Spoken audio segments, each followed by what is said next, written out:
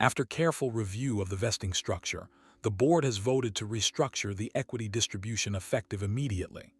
The words came out flat, almost administrative, the way people speak when they've rehearsed something they hoped they wouldn't have to say twice. It was 6:47 p.m. on a Thursday. I remember because the pendulum clock on the far wall of the boardroom had just chimed, and no one had adjusted their posture to acknowledge it. 12 chairs around a polished walnut table, 11 of them belonging to people who already knew what came next. The chairman, Robert Hensley, kept his hands folded on top of a leather portfolio. He didn't look at me when he continued. The revised structure will reflect the strategic direction of the firm going forward. Strategic direction. That was the phrase they used. Not performance, not contribution, direction. As if I were something the compass no longer pointed toward. My name is David Marsh. I'm 52 years old, and at that moment, I was the co-founder and chief operating officer of a boutique advisory firm that, 18 years earlier, had been 3 people and a rented conference room on the 4th floor of a building nobody wanted to lease. We had grown it into something that mattered. Not the biggest name in the market, but the one clients called when the biggest names couldn't figure out what to do. 240 employees, 9 offices. A brand that carried weight in rooms where weight was the only currency that counted. And now the board had just voted to cut my equity from 12% to 2%. I didn't ask a question. I didn't reach for the folder in front of me. I already knew what was inside. A revised cap table, a restructured vesting schedule, a polite paragraph about aligning ownership with active operational leadership. Words designed to look reasonable in the minutes and impossible to argue with in the moment. To my right, Catherine Vale, our head of strategy, adjusted the cuff of her blazer. She had joined the firm 3 years ago, sharp, credentialed, well-connected. She had also just been named to the executive committee that afternoon. Her name appeared twice in the new cap table. Mine appeared once in a smaller font near the bottom. Across the table, Robert finally looked up. His eyes held that specific kind of steadiness that people practice in front of mirrors before difficult conversations. David, we want you to know how much we value your contribution to the firm's founding. Founding. Past tense. That was the tell. In 18 years of building this company, no one had ever used the past tense to describe my role. Not in a memo, not in a client meeting, not even in the anniversary video we produced 2 years earlier when we crossed the 200-employee mark. Founding meant history. History meant something you honor at dinners and remove from the balance sheet. I kept my expression flat, not because I felt nothing, but because I felt too much to trust any single expression to carry it correctly. The room stayed quiet. Someone at the far end of the table cleared his throat, then decided against speaking. That's how these things work when the outcome has already been agreed to before the meeting begins. The vote is a formality. The discussion is theater. The only person in the room who hasn't rehearsed his lines is the one who wasn't invited to the rehearsal. Robert closed his portfolio. We'll send over the paperwork tomorrow morning. Take the weekend to review. We can talk Monday. He stood. Chairs slid back. The meeting was over. I remained seated for another full minute. Not because I was frozen, because I was calculating. And by the time I stood up, I already knew what I was going to do before sunrise. I walked out of the boardroom the same way I had walked in. No rush, no hesitation, coat over my arm, phone in my pocket. The hallway lights were on their evening setting, softer, warmer, designed to make late nights feel less industrial. I passed the glass wall of the executive lounge where 2 junior partners were laughing about something I couldn't hear. Neither of them looked up. That was the strange part. Nothing in the building had changed in the last 20 minutes. The coffee machine still hummed. The receptionist still typed. The framed photograph of our first office, the one I had insisted on hanging in the main corridor, still caught the light from the overhead fixture at the same angle it always did. Only I had changed, or rather only my understanding had. In the elevator, I pressed the button for the ground floor and watched the numbers descend. 12, 11, 10. Each floor represented a department I had helped build. Compliance on 9. Client services on 7. The research team on Five, where I had personally interviewed every single analyst during our first 4 years. By the time the doors opened onto the lobby, I had counted through every hire, every promotion, every decision that had brought this firm from a rented conference room to a 9-office operation with a waiting list of clients. None of that had been in the folder. The evening air outside was cooler than I expected. I walked to my car, sat behind the wheel, and did not start the engine. Instead, I pulled out my phone and opened a contact I had not called in almost 2 years. Alan Reyes. He had been our head of institutional advisory before leaving to start his own firm, one of the few departures I had genuinely regretted. He had built something impressive in the years since. Smaller than us in headcount, but more nimble, more modern, and crucially, structured around a partnership model that reminded me of what our firm had been in the early years before the board grew large enough to have its own gravity. I did not call him. Not yet. Instead, I sent a short message. "Alan, are you free tomorrow morning? Something has come up that I would like to discuss in person." He replied within 4 minutes. 7 a.m. my office. "I'll clear the room." 12 years of working together compressed into 2 lines. That was the kind of trust that did not appear on any cap table but had always mattered more than the numbers on it. I drove home through streets I had driven 10,000 times. My wife, Alina, was on a work trip in Zurich until Sunday, which turned out to be a small mercy. Not because I would have hidden anything from her, but because some decisions need to be made in silence before they can be spoken out loud. I made a cup of tea I did not drink and sat at the kitchen table with a legal pad in front of me.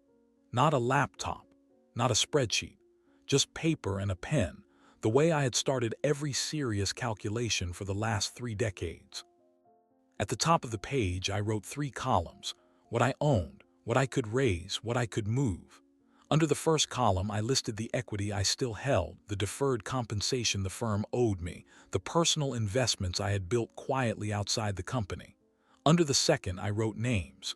People who had told me over the years that if I ever went independent, they would back me without a pitch deck. Under the third, I wrote client names. Not all of them. Only the ones whose relationships I had personally built and personally maintained. The ones for whom my name, not the firm's, was the reason they picked up the phone. By midnight, the page was full, and the arithmetic was clearer than the boardroom had been. I slept for 4 hours, not because I was troubled, but because 4 hours was all the calculation required. When the alarm sounded at 5, I was already awake, staring at the ceiling, running through the same numbers I had written the night before. The columns had not changed. The conclusion had not softened. If anything, the daylight made it sharper. By 6:15, I was in the car, driving through the quiet gray of early morning. The city was still in that in-between hour, delivery trucks unloading, coffee shops raising their metal shutters, the occasional runner moving through empty crosswalks. Alan's office was on the 18th floor of a smaller building on the west side of the financial district. Not flashy, deliberate. The kind of address that told visitors the firm was more interested in what happened inside the meetings than what the lobby looked like on the way in. He was waiting at the reception desk when the elevator opened. Coffee already poured, 2 cups, no assistant, no small talk. He led me down a hallway I had walked once before, back when he was still working for me, then into a corner office that overlooked the river. The blinds were half drawn, the door closed behind us. "You didn't message me at 9 at night to tell me you're bored," Alan said, sitting down across from me. "So what happened?" I told him, not the emotional version. The structural one, the board meeting, the vote, the revised cap table, the polite paragraph, the past tense. I laid it out the same way I would have laid out a client situation, without embellishment, without the temptation to make myself sound wronged. Facts first always. He listened without interrupting. When I finished, he set his cup down and leaned back. "So they think you're going to sign it Monday," he said. "They think I'm going to negotiate," I said. "They've prepared a compromise position, probably 4%, maybe 5% if I push. Robert enjoys the theater of appearing reasonable." Alan nodded slowly. "And you're not going to negotiate?" "I'm not going to be there Monday." There was a pause, not uncertainty, recalibration. He was a man who understood immediately what those words meant and was already thinking 3 moves ahead. That was the reason I had called him. Not because he was a friend, though he was. Because he was one of the few people in the industry who could hear a sentence like that and understand what it required structurally, financially, legally, all in the same breath. "Tell me what you have in mind," he said. I opened my folder and slid the legal pad across the desk. He read it once, then again, more slowly. He made 3 small marks with his pen in the margin. He did not ask about the numbers, he asked about the people. "How many of the clients on this list will actually move?" "Between 18 and 24, I said. "I've spoken to none of them, I won't until this is done, but I know how they think and I know what the relationship looks like from their side. And the team. 6 names I would want, 2 I would fight for. The rest can come in phase 2. He tapped the pad twice. "You're not building a startup, you're building an acquisition." That was exactly the sentence I had been waiting to hear out loud because it clarified something I had been circling since midnight. What sat in front of me was not the founding of a new firm. It was the reverse takeover of an existing one. His. Alan looked at me for a long moment. Then he said, "I've been thinking about succession for 2 years. My partners have been asking me to formalize a path. I don't have one. What you're describing solves that for me. It also solves something for you." He paused. "What are you proposing exactly?" I told him. And by 7:45 we had the outline of a deal. The outline was simple in the way that all difficult things are simple once you stop pretending they are complicated. I would bring capital, clients, and the operational architecture that had made my firm scale. Alan would bring the existing platform, the licensing structure, and the partnership agreement that already had the legal skeleton in place. His firm would become the vehicle. I would come in not as a hire, not as a co-founder, but as the controlling partner with an ownership stake that reflected what I was bringing to the table. Not 12%, not 2%, 51. We did not shake hands on it. We were both too experienced for that particular piece of theater. Instead, Alan picked up his phone and called his general counsel. She lived 20 minutes away.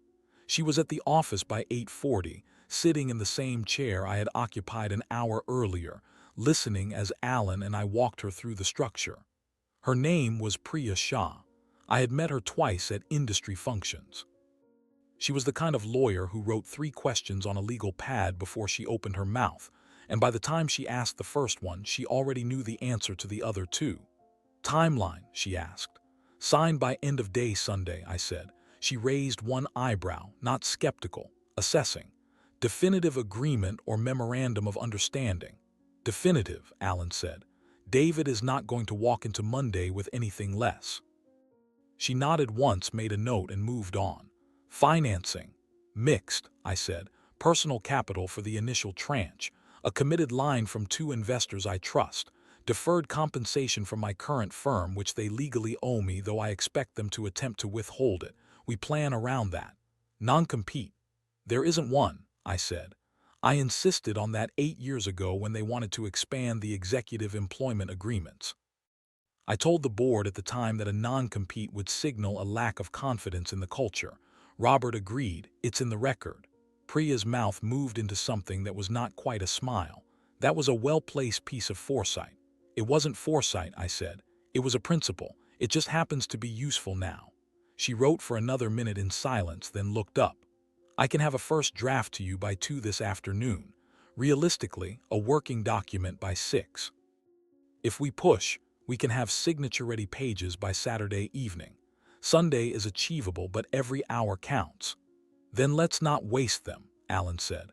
We divided the morning into 3 parallel tracks. Priya would begin drafting.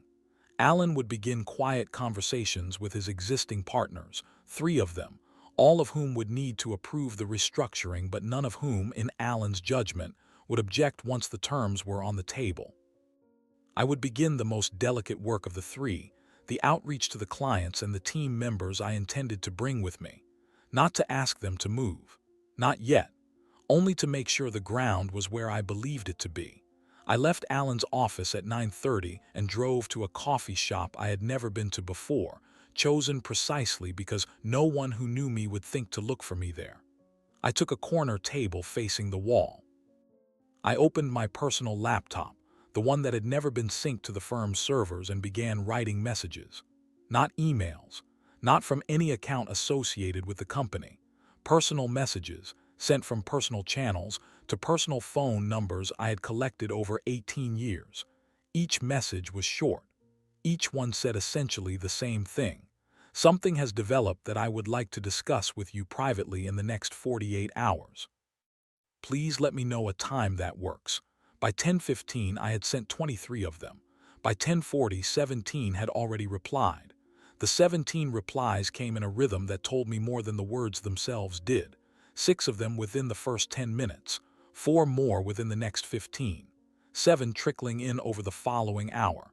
Every response was a variation on the same theme. Name a time.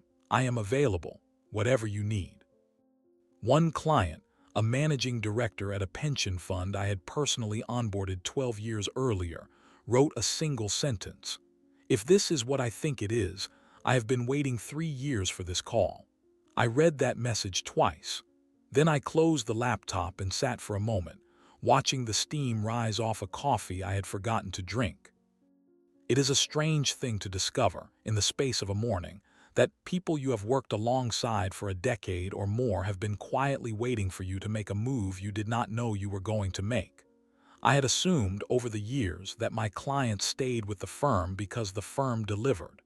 That was partly true, but the truth underneath the truth was something else. They stayed because I stayed. And they had noticed, in ways I had not allowed myself to see, that the firm was drifting in a direction that the person answering their calls no longer fully controlled. The board had never understood that. Robert had never understood that. Catherine, for all her strategic credentials, certainly had not understood that. They looked at a client roster and saw a firm. I looked at the same roster and saw 23 separate relationships, each one built through a specific late-night phone call, a specific crisis handled quietly, a specific piece of judgment offered at a moment when the client had no one else to ask. Firms do not build those relationships. People do. And people, unlike firms, can walk out the door. By 11, I had begun scheduling the calls. Not in-person meetings. Not yet. I did not want to create a visible pattern that anyone could track.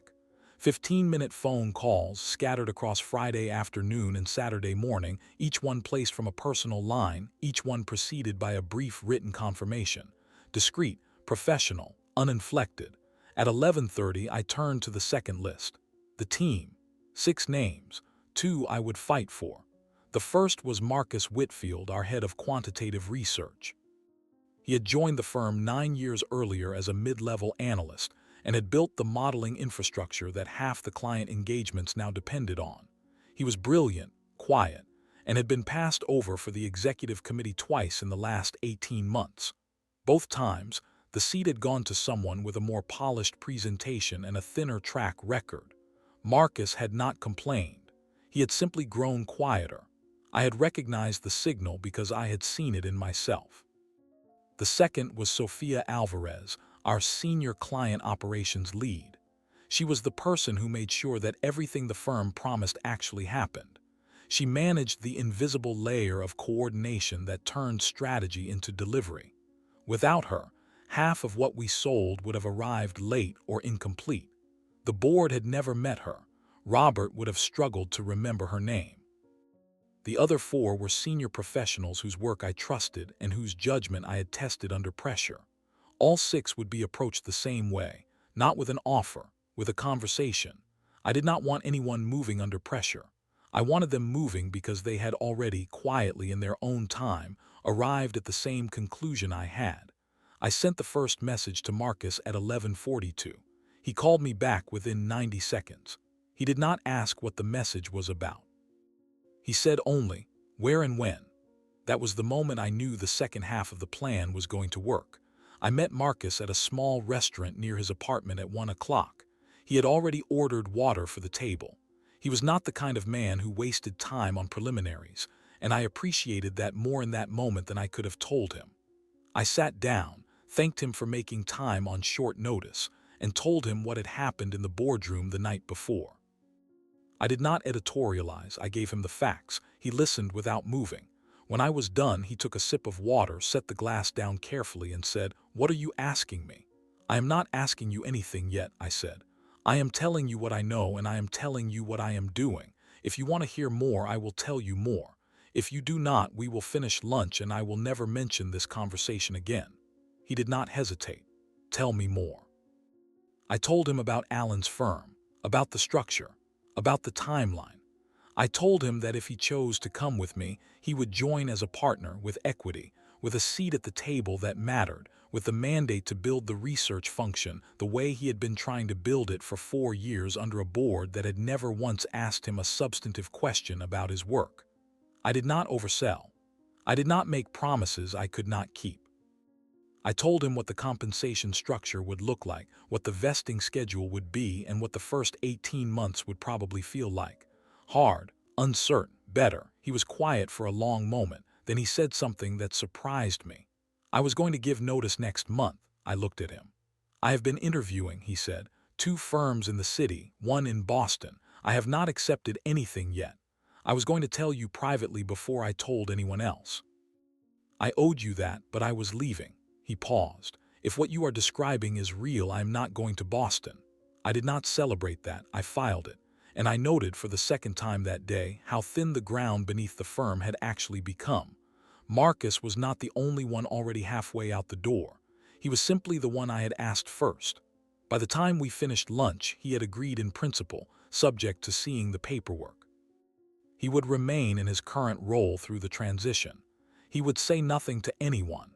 He would begin, quietly, to document the pieces of the modeling infrastructure that would need to travel with him, and the pieces that would need to be rebuilt from scratch, because he was too professional to take what belonged to the firm and too experienced not to know which was which.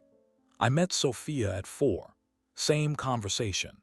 Different reaction. She did not sit down when I offered her the chair across from me. She stood behind it for a moment, hands resting on the back, and asked one question first. "Are you doing this because you are angry or because you have thought it through?" "I have thought it through," I said.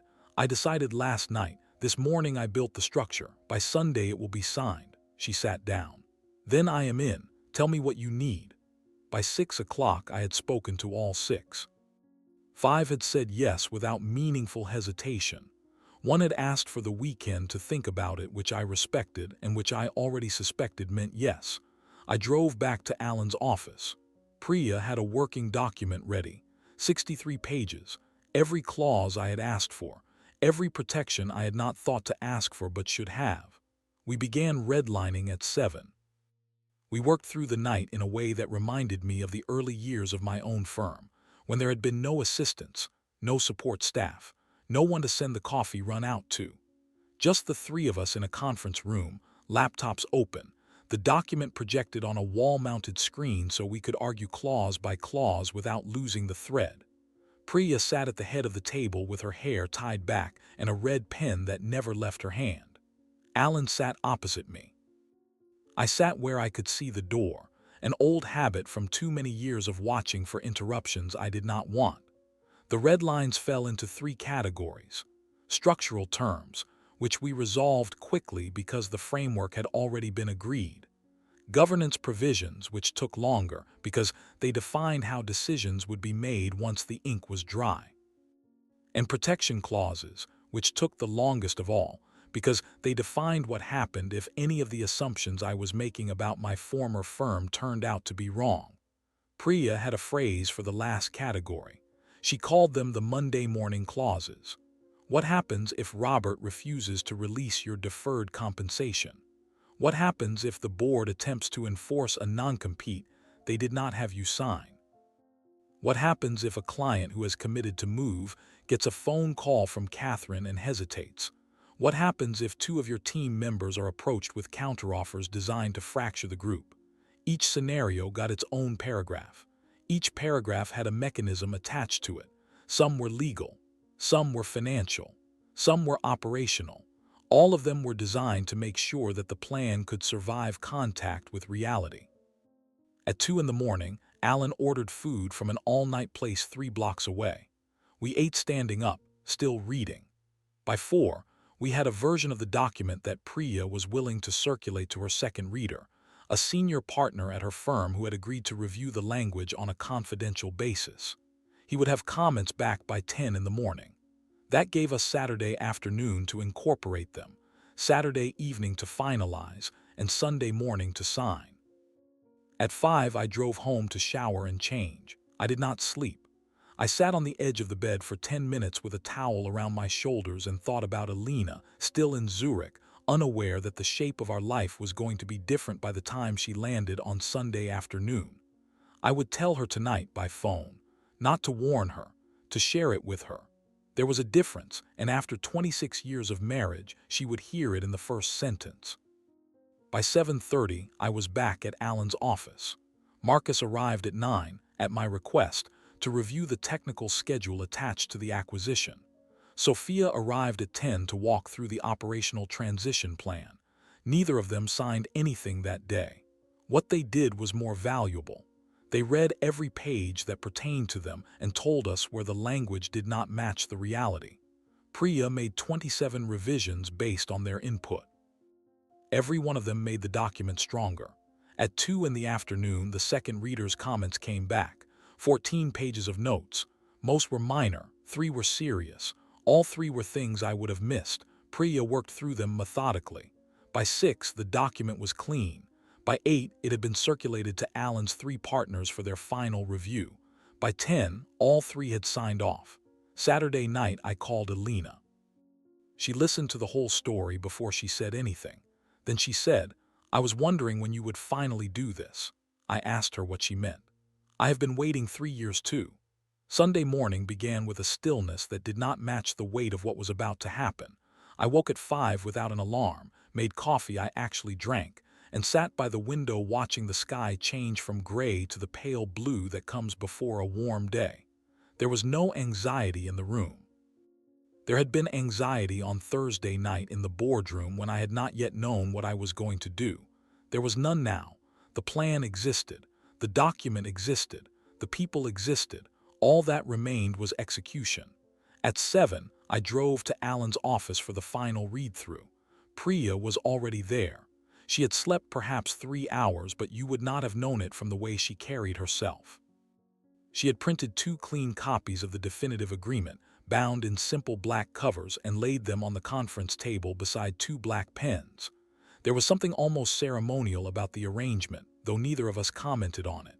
Alan arrived at 7:30 with his 3 partners. We spent an hour walking through the final version, page by page, not to renegotiate, to confirm. Every clause was read aloud. Every signature block was verified. Every schedule was checked against the exhibits. Priya guided the process with the calm precision of someone who had done this exact choreography many times before, though never, I suspected, on a timeline quite this compressed. At 9:15 we signed. I signed first because that was how it had been agreed. Alan signed second. His partners signed in the order of their seniority. Priya notarized each signature in real time.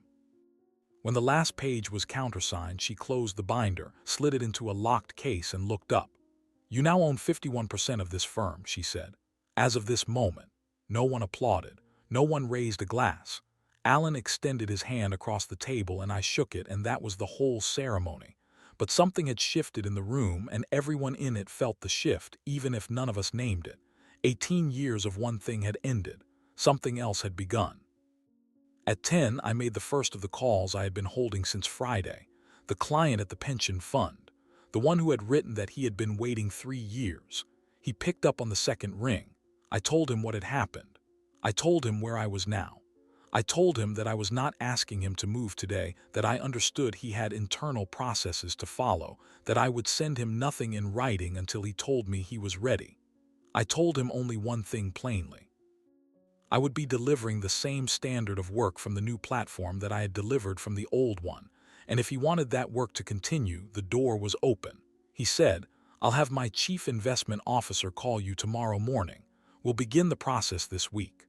I made 11 more calls that day. 9 of them ended the same way. 2 clients said they needed more time, which I had expected, and which I did not push against.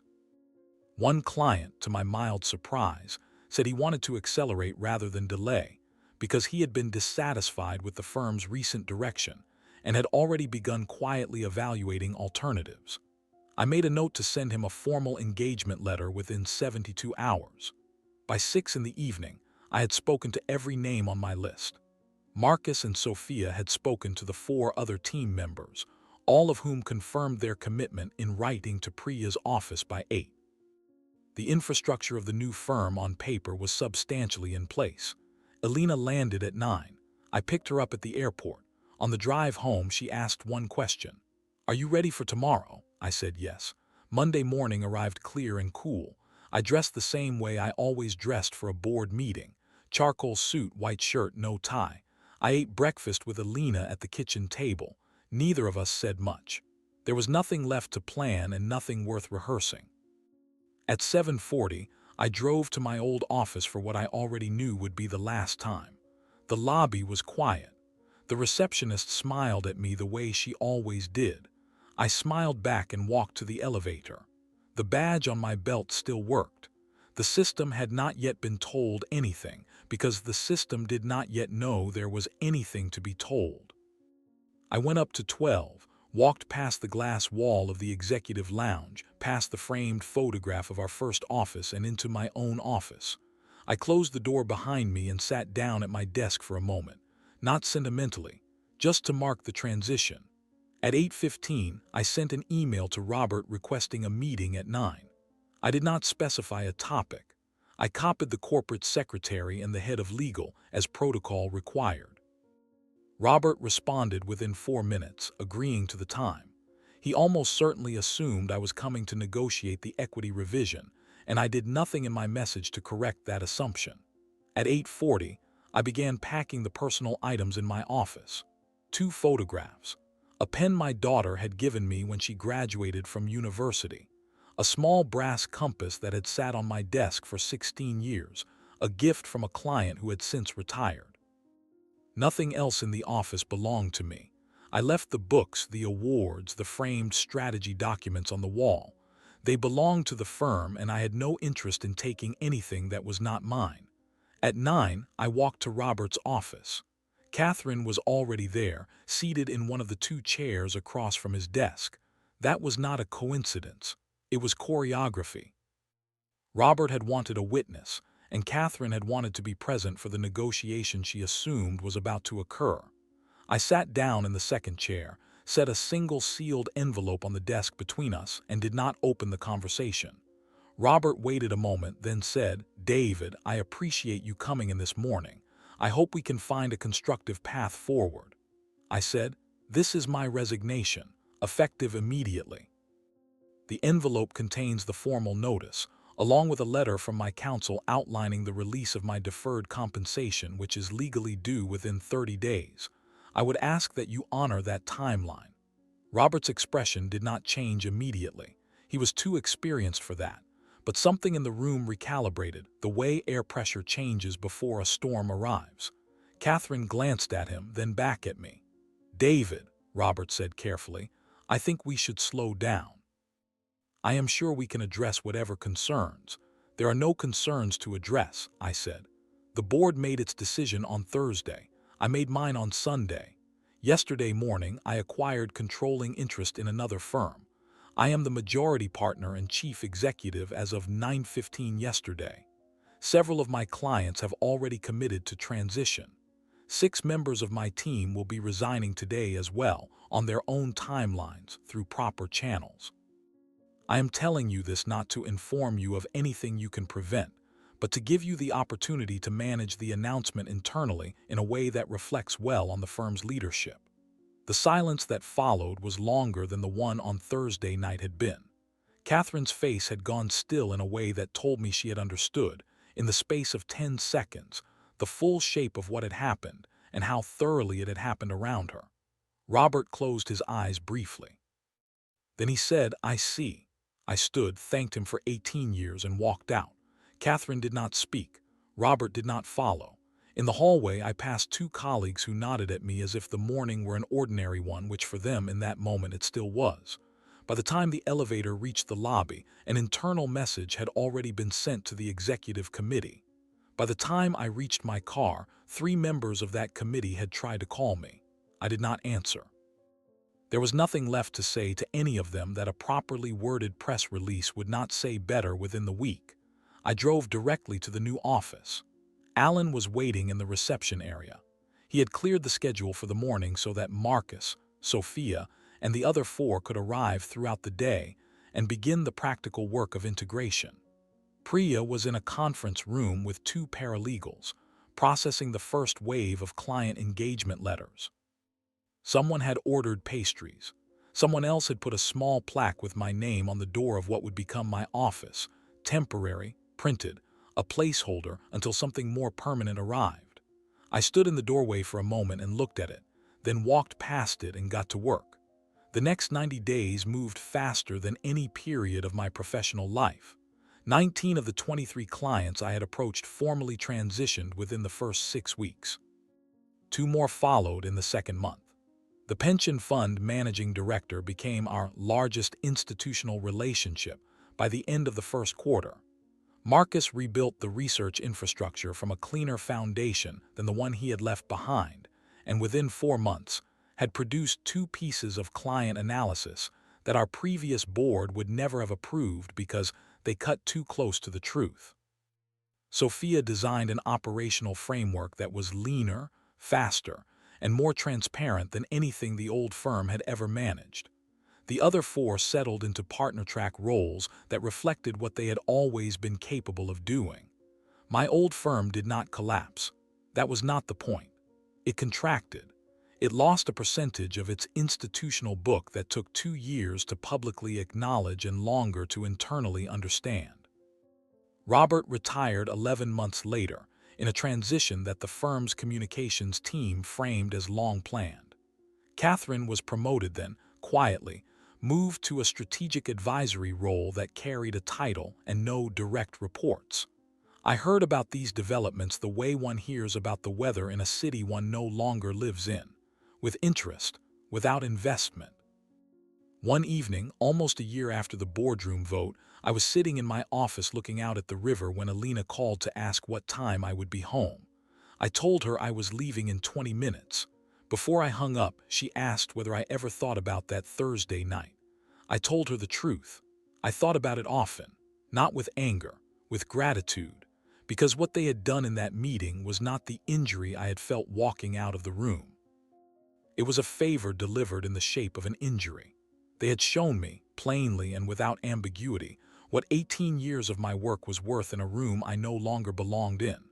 Once I saw that, I could no longer pretend not to see it.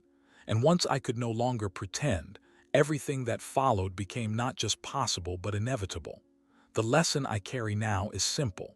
Loyalty is a gift, but it is not a contract. Recognition is earned in the doing, but it is confirmed in the acknowledging. And when a room decides that your value is a blank space or a smaller number, the most honest response is not to argue for a bigger one. It is to build a room of your own. Sometimes the shortest path to what you are worth is the door. If this story resonated with you, take a moment to like, share, and subscribe so more stories like this can find the people who need to hear them. And in the comments below, tell me the moment you realized your work was worth more than the room you were in. I read every single one.